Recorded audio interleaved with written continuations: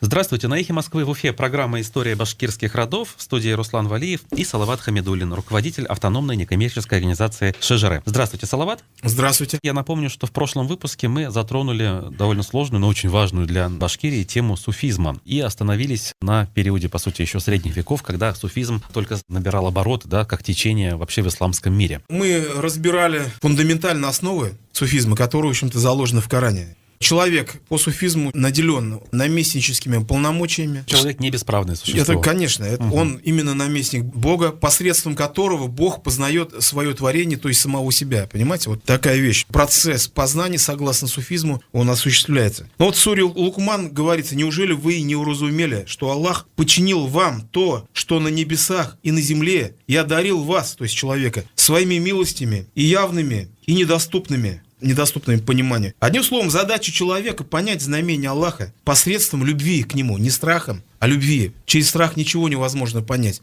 Все постигается через любовь. Любовь разверзает небеса, благодаря чему становится возможным прорыв в инобытие. Любовь человека к Богу вызывает ответную любовь Творца. Аят снова. А когда спрашивают рабы мои обо мне, то ведь я близок, отвечаю призыву зовущего, когда он меня позовет. Так, согласно предначертаниям Корана, происходит процесс богопознания. Бог посредством человека познает самого себя, вернее, изучает свое творение, которое он изверг из самого себя. Это великий эксперимент и является смыслом бытия. Задача человека — быть достойным этой великой миссии, возложенной на него Богом. Он, повторюсь, не тварь дрожащая, а его наместник. Апостолом суфизма считается Мухьяддин ибн Араби, арабский мыслитель XIII века. Именно при нем суфизм достиг просто небывалых высот такого философского понимания всего. И именно ему принадлежит разработка концепции об одновременной имманентности и трансцендентности Бога, которая снимает проблему дуализма. Особенно ясно суть учения Ибн Араби выражена следующим аятом Корана.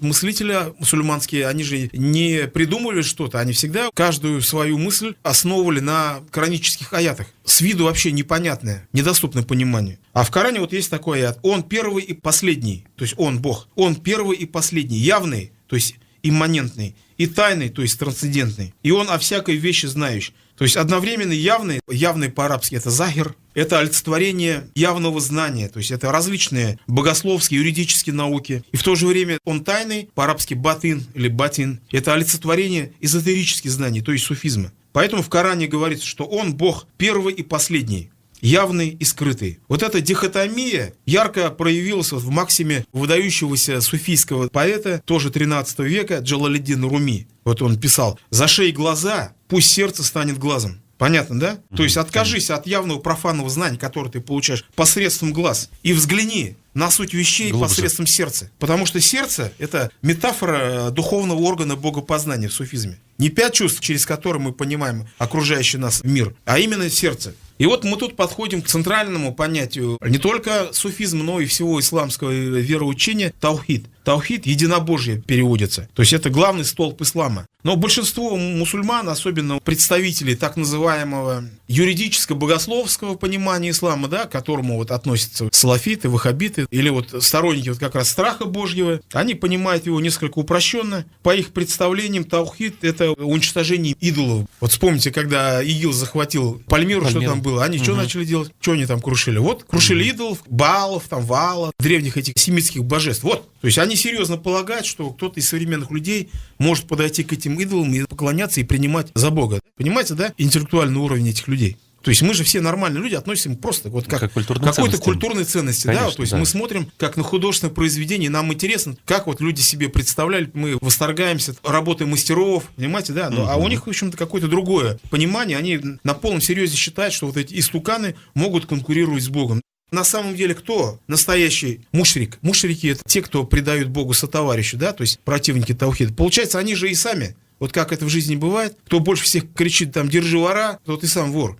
Или, по их представлениям, Аллах — это какой-то исполин, сидящий на троне, они трактуют аят аль-Курси, то есть аят называется трон. И что Бог сидит на троне, объемлет руками весь мир и так далее. То есть буквальное прочтение аят аль-Курси. Суфии поэтому говорят, что нельзя образные сравнения, метафоры понимать буквально. Это всего лишь метафора. Суфизм как раз он и возник для объяснения всех этих метафор. Ведь и в Коране написано: «Я посылаю вам притчи». Аллах сказал: «Я вам даю притчи, которые понимают только сведущие». А дураки они понять не могут. Понятно, да, буквально воспринимать не нужно. Конечно. Нормальный, образованный человек отшатнется от таких вот примитивных представлений. Поэтому истинный таухид, как его понимают суфии, отличаются от этого. Бог — это свет, который пронизывает все мироздание и дает жизнь. Но свет невидимый. Ибн Араби пытается придумать такие метафоры для объяснения. Он писал, что Бог вот он подобен воде, которая пропитывает материю. Свое учение как раз о примордиальной традиции Рене Генон, кстати, отождествлял с суфийской доктриной шейха Мухья-ад-Дина Ибн Араби. Эта доктрина называется «Вахдат аль-Вуджуд» — «Единство бытия». В своей работе «Ат-Таухид» Рене Генон, французский философ и мистик, писал, что Аллах самодостаточный в своей абсолютной полноте, Аллаху ас-Самад, и от которого целиком зависит существование и содержание всего на свете, всех вещей, которые вне его были бы ничем. Понятно, да? По его мнению, термин монотеизм не совсем соответствует понятию таухид, понятию мусульманского единобожия. То есть монотеизм уже. Потому что монотеизм предполагает лишь веру в единого Бога, но при этом может допускать самостоятельное существование иных онтологических центров. Допустим, как в Евангелии от Иоанна говорится, князь мира сего, про дьявола. То есть, получается, это уже тоже какой-то определенный, пусть несоизмеримый, значит, с Богом, но все-таки онтологический центр. Таухид мусульманский, он вообще отрицает возможность какого-либо дуализма в любой его форме, в полной, как было в манихействе, или в усеченной, как в христианстве он присутствует. Таухид не допускает этого, считая все сущее истечением божественного света. Вот в Коране, сура «Свет», по-моему, так и называется, сказано: «Аллах — свет небес и земли, его свет точно ниша, в ней светильник, светильник в стекле, свет в свете», восклицательный знак. «Ведет Аллах к своему свету, кого пожелает, и приводит Аллах притчи для людей», которые не все понимают. «И Аллах сведущий о всякой вещи». То есть небесное и земное, согласно суфизму, являются всего лишь двумя сторонами одной и той же медали. Вот онтологический монизм, то есть все едино, воззрение, что все сущее восходит к единой субстанции, и есть, с точки зрения суфиев, подлинный таухид. Провозглашая только, значит, Аллаха, то есть трансцендентный невидимый мир, но отрицая онтологическое значение мира видимого, это как раз и есть разделение, не есть подлинный таухид. А суфии говорят, что все едино. Вот за это, кстати, суфиев иногда обвиняли в пантеизме, то есть в обожествлении природы. Но это неправильное, в общем-то, понимание просто суфийской доктрины. Коль присутствие Бога в сфере явного является реальностью, значит, мир здешний прекрасен, и жизнь имеет некий смысл. А как вот происходит процесс богопознания, да, вот суфии же всегда у них была репутация вот таких людей, которые, как вот простые люди говорят, они экстрасенсы, ясновидящие и так далее. Ну, понятно, что выдающиеся суфийские мастера, они были люди, обладавшие экстраординарными способностями, но это не главное, это просто было как попутный такой эффект вот этого движения по пути Тарика, мистического пути богопознания, когда они постигали некие божественные истины, которые недоступны профанам. С точки зрения суфизма происходил процесс богопознания. Поскольку вот было сказано, что весь мир был исторгнут из одной точки, а эта точка Бог, значит, в этом хадисе Кудси постулируется предвечное существование всех духовных прототипов всего сущего, чьи коды записаны вот на хранимой скрижали, да, вот некий такой сервер, жесткий диск, исходник там. Поэтому в Коране есть очень загадочный аят, объяснение которому вот вы не найдете ни в одном тафсире. Я искал, ничего не нашел. Но в суфийской традиции, оказывается, этот аят давным-давно истолкован. Звучит он так: «И вот Господь твой извлек из сынов Адама, из спин их потомство, и заставил их свидетельствовать о самих себе. Разве не Господь я ваш?» Они сказали: «Да, мы свидетельствуем». Вопрос: как мог Господь собрать вместе всех сынов Адама, то есть всех людей, когда-либо существовавших, уже давно умерших и еще не родившихся? Мы понимаем, что здесь идет речь о каком-то вневременном аспекте. О реальности вневременной. Бог исторг из одной точки из себя весь этот мир. Соответственно, все это было до творения. Вот он собрал все вот эти духовные сущности, прототипы всего сущего, людей, всего, которые уже записаны, закодированы на вот этой небесной скрижали, на этом жестком диске, и спросил всех: «Разве не Господь я ваш?» И люди сказали: «Да, ты наш Господь». Признали еще до своего существования. И вот речь идет как раз о суфийской концепции предвечного договора между Богом и людьми, вот о котором в земной жизни, вот когда мы рождаемся, у нас уже теряется память, то есть мы не помним об этом договоре. Имплицитно оно присутствует у человека, вот я же говорил о кантовских априорных категориях, которые мы не знаем, в нас уже есть, но просто человек их не может себе раскрыть. Или то, что мы называем примордиальной традицией, да, о которой писал Рене Генон. Поэтому воспоминание суфия о своем предвечном предстоянии перед Богом — это и есть вот как раз процесс богопознания. Вот. Суть и смысл суфийского пути богопознания — это воспоминание обстоятельств вот этого своего предвечного договора перед Богом. Вспомнить вот этот момент и должны как раз помочь молитва и вот суфийские практики. В этом и заключена суть суфизма, эзотерической сердцевины ислама. Учение вот об этом богопознании, о гнозисе, магрифат по-арабски, было разработано суфийскими шейхами Сахлом аль-Ат-Тустари, Джунайдом и другими. Пару слов все-таки, наверное, мы скажем о Рене Геноне. Мы говорим о суфийских мастерах. Книги их написаны давным-давно, написаны на арабском языке. Большинство из них нам недоступны. Многое, значит, нам уже непонятно, поскольку многие люди просто уже мыслят современными категориями и, в общем-то, находятся в такой англосаксонской парадигме, культурной парадигме. В арабской много чего непонятно. Но вообще они сохранены, и, в общем-то, они все для есть, исследователей есть. Это, безусловно, все есть. Вот. И Рене Генон, он был одним из современных интерпретаторов суфизма, не занимался вот конкретными какими-то вещами, он говорил о сути, о примордиальной традиции. Примордиал, то есть это извечные, изначальные, предвечные традиции тех идей, которые хранятся в этой скрижале Лаух аль-Махфуз. Всегда они незримо присутствуют здесь, они транслируются от Бога, но кто-то их может считывать, кто-то не может, тот уже от человека зависит, от его психологической конституции, да. Учение о примордиальной традиции, ее источником является Бог, да, и именно этим объясняются схожие черты, которые присутствуют практически во всех религиях. Вот Генон различает религию как совокупность ритуалов, догм, этических норм, то, что называется в суфизме захир, внешняя сторона, явная захир, и эзотерическую сердцевину вот этих учений, по-арабски батан, то есть скрытый.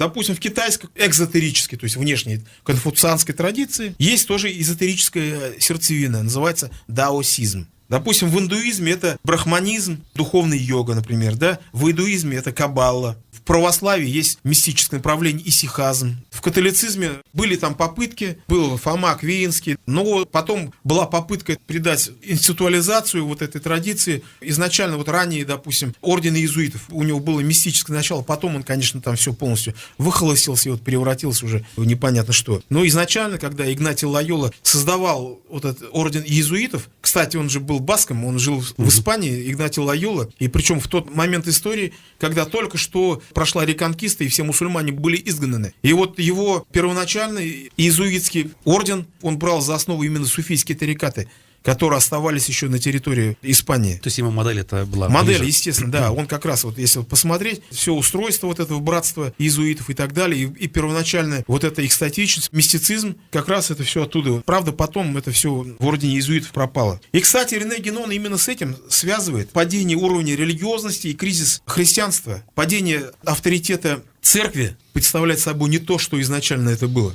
Рене Генон писал, я признал, что несмотря на инициатическое происхождение, это в суфизме, инициатическое, то есть когда знание передается от наставника к ученику, от муршида к его мюриду, нужно было пройти инициацию там, через какие-то таинства и так далее. Вот поэтому он пишет, несмотря на инициатическое происхождение, христианство в настоящий момент является исключительно религией, то есть традицией сугубо экзотерического уровня. До этого я вам объяснял, что такое религия. Это просто совокупность всяких ритуалов и норм. Проникновение протестантизма в общество, где оно популярно, оно ведь выше, чем религии в обществах традиционных, скажем так. И экономическое развитие у них лучше пошло последние 200 лет. Вот как с этим фактом быть? Людям проще погрузиться, получается, вот в эту среду. Ну вот смотрите, давайте рассмотрим происхождение протестантизма. Да, вот возник он в 16 веке, когда вот в Европе началась реформация. Лютер был первым проповедником протестантизма. Рене Генон трактовал протестантизм, противоположность христианской традиции, католицизму. Он пишет, протестантизм открыто отрицает авторитет той организации, которая ответственна за законную интерпретацию религиозной традиции на Западе, а на ее месте стремится утвердить свободный критицизм, то есть интерпретацию, полученную на основании частного суждения, нередко даже самой невежественной и некомпетентной личности, и основывающейся на заключениях сугубо человеческого рассудка. Антитрадиционализм начинает с искажения религии, но всегда заканчивает ее полным уничтожением. Уход от бюрократии происходит, то есть уход от... С одной стороны, да, тут дело не в бюрократии, а от институции. Сначала произошла десакрализация института церкви, потом пошел вот этот естественный процесс ухода от церковной организации, и неизменно пришло к тому, о чем сейчас писал Рене, что трактовать религию, то есть, допустим, в любой общине, там, любой полуграмотный крестьянин выйдет, и он пастор, и он трактует. как ему вздумается, понимаете, да? Вот он о чем говорит, что это антитрадиция. Но он с полная. людьми разговаривает на одном языке, его проще Правильно, понимать. мы говорим о социальной мобильности, социальных связях, но религия, это же... Если мы считаем, что религия и Библия, там, и Коран, они несут божественную истину, значит, она выше социальных отношений. Мы говорим об эффективности там какой-то, да, что вот зачем вот эту бюрократию содержать, легче же, вот пастора избрали, и вот он говорит. То же самое мы видим в исламском протестантизме, да, там, в салафизме, там, не надо нам никаких ученых и так далее, вот нас джимат, мы вот выбрали одного своего алима, который нам как хочет, так и Коран трактует. Это все, скажем, явление одного порядка. Этнологи что пишут на этот счет? Установлено, что вот капитализм, национализм и протестантизм были явлениями не только возникшими в Европе одновременно, но и взаимосвязанными. Вот конкретно непонятно, что из чего вытекло, но ясно, что они являются маркерами антитрадиции. Есть такая работа Макса Вебера «Протестантский дух и капитализм», да? То есть он пишет, что протестантизм, он является духом капитализма. И капитализм, в свою очередь, вызвал к жизни протестанство. Капитализм – это стандартизация, упрощение всего, это вызвало и упрощение религии. Зачем все вот это? Какое-то нагромождение суперидеи. Нужно, чтобы человек винтик, вот он писать умеет, и быстро к станку. Не нужны размышления и так далее, и так далее, и так далее. Все это взаимосвязано. Капитализм, он вызывает, что он вызывает? Поскольку нужно все стандартизировать, возникновение единого литературного языка, людей объединяет в некое сообщество. Носитель этого литературного языка, это формирует национализм. Возникает нации, само явление национализма, это капиталистическое явление. Капитализм, национализм и протестантизм, это все, значит, три в одном, естественно. Именно поэтому, когда возник национализм, мы видели все вот эти чудовищные войны 19-20 веков. Возникает национальное государство, Германия расчлененная, она объединяется Бисмарком, возникает вот этот германский ресентимент. Нас, немцев, всю жизнь там угнетали. Первая мировая война они проигрывают. Потом появляется нацизм. Возникает понимание, что мы немцы для начала. Да, а уже потом... То есть вот это все из этого исходит. А любая традиция, она против упрощения. Она за цветущую сложность, как говорил Константин Леонтьев. Это совсем другое, потому что любое упрощение, оно выхолащивает. То есть это не значит, что каждый должен там погрузиться во всю такую традицию. То есть это люди не могут, потому что не у всех и достаточно времени есть и способностей все это познать, но это не должно отрицаться. И всегда общество будет делиться, условно говоря, на профанов и обладателей сакральных знаний. Суфизм как раз вот он не давал, затормаживал вот эти процессы трансформации ислама вот в такие фактически протестантские движения. В этой связи вопрос, поставленным выдающимся французским мыслителем, исламоведом Анри Карбеном. Он сказал: не получится ли так, что ислам, отбросив суфизм, утратит свою духовную силу? Также здесь вот уместно упомянуть великого мусульманского ученого Абу Хамида Аль-Газали. Как раз прошел вот этот путь. Сначала он был богословом такого юридического склада, изучал фикх. Потом он решил изучить спекулятивную теологию. Это мусульманский калам. Спекулятивную, то есть умозрительную теологию. Калам. Потом фальсафа изучил, то есть перипатетическую философию. То есть мусульманское переложение античной философии. И потом все это его не устроило, он все бросил, разочаровался во всем. 11 лет там находился в какой-то пещере в отшельничестве. И только потом пришел к суфизму. И наконец он нашел себя, как раз вот путь Абу Хамида Аль-Газали вот это и показывает, и написал вот свой главный труд «Ихья улюм ад-дин», воскрешение религиозных наук. Причем, почему он так называется? К его времени, а это был 12 век, все религиозные науки умерли. Их нужно было воскрешать. И воскрешение он увидел только в суфизме.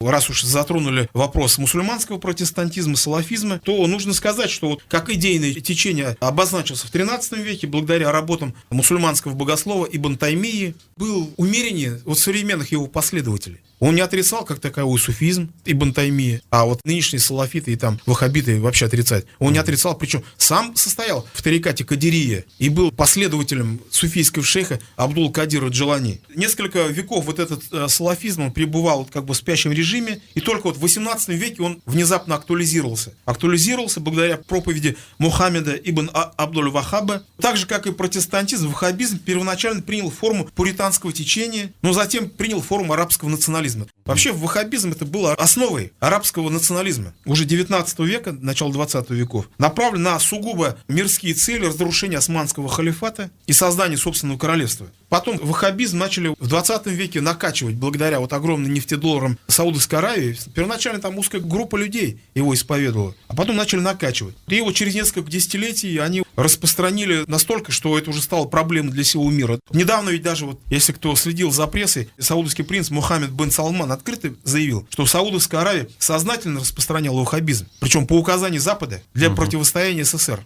Сказал в газете «Вашингтон-Пост», и потом я еще смотрел на арабском сайте «Аль-Джазира», то же самое, все это я видел. Как и любая антитрадиция протестантского типа, ваххабизм, салавизм апеллирует исключительно к рассудку и буквальному прочтению Корана, совершенно отвергая при этом интуитивные знания, эзотерическую интерпретацию. Человек, признающий Коран своим словом Аллаха, вынужден признать и правоту суфийской интерпретации в первую очередь, и, следовательно, признать тарикат, мистический путь богопознания, ну и саму идею гнозиса. Однако ж ваххабиты, салафиты отказываются от этой величайшего наследия суфийской мысли, чем обедняет ислам и лишает его интеллектуальной мощи. Видите, во что они превращают. Мы видели там, что в Пальмире творится. Вот это что? Это в их понимании. Круши иноверцы, круши идолы, круши, там разрушают мавзолеи и так далее. В общем, хунвейбинство натурально, значит, как в Китае были в свое время, хунвейбины, книги жгли там и так далее. Поэтому впору задаться вообще вот этим вопросом сакраментальным Анри Карбен, не получится ли так, что ислам, отбросив суфизм, утратит свою духовную силу. Вот если произойдет именно так, то это, в общем-то, будет на их совести.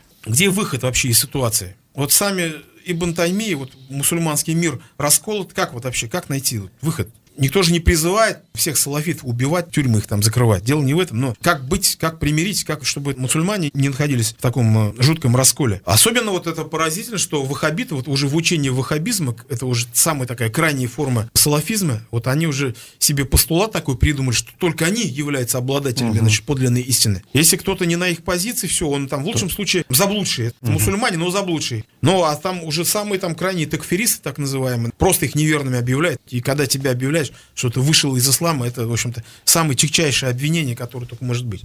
Пророк в одном из хадисов сказал, что община распадется на 73 течения. 72 из них попадут в ад, и только одно будет верное. Поэтому, если вот придерживаться вот этого хадиса, вот он дает вот мостик для примирения. А как определить, кто из них вот это одно? А как никто не определишь, это только Бог определит. Поэтому в исламе есть такое направление, концепция мурджиизм, откладывание. То есть не пришло время еще решить. Да, не вы должны здесь решать, почему вы берете на себя божеские функции. Это же тоже получается ширк. Вы почему берете на себя божеские функции, считая, что вот вы знаете лучше Бога, кто из 73 течений является верным. Поэтому мурджиизм предлагает здесь, в этом мире не ссориться. Пусть, если хотят, каждый свою исповедует. Отложить до вечного суда. Вот в судный день все станет ясно. Отложите. Вот как раз я считаю, что вот это и можно многим мусульманским течениям, в общем-то, найти общую точку соприкосновения, в общем, и примириться. Ну что ж, мы продолжим говорить о суфизме, в том числе о суфизме на территории Республики Башкортостан в следующей программе. Я напомню, что в эфире была передача «История башкирских родов». В студии был Руслан Валиев и Салават Хамидуллин, руководитель автономной некоммерческой организации «Шажаре». Спасибо, Салават. Спасибо вам.